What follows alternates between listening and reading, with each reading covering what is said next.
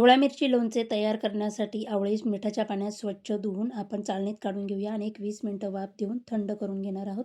50 gram मिरच्या घेतलेल्या आहेत, त्या कट करून घेऊया.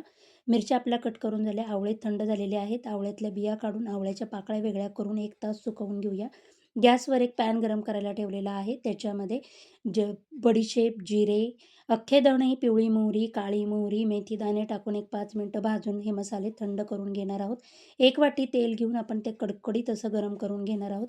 मसाले थंड झाले की मिक्सरला बारीक वाटून घ्यायचे. एका बाउलमध्ये आवळा, हिरवी मिरची, वाटून घेतलेले मसाले, लाल तिखट, हळद, सेंधव मीठ, साधं मीठ, 1 चमचा गूळ, हिंग ह्याची डिटेल्ड रेसिपी आपल्या चॅनलवर आहे. तुम्ही तिथे जाऊन पाहू शकता.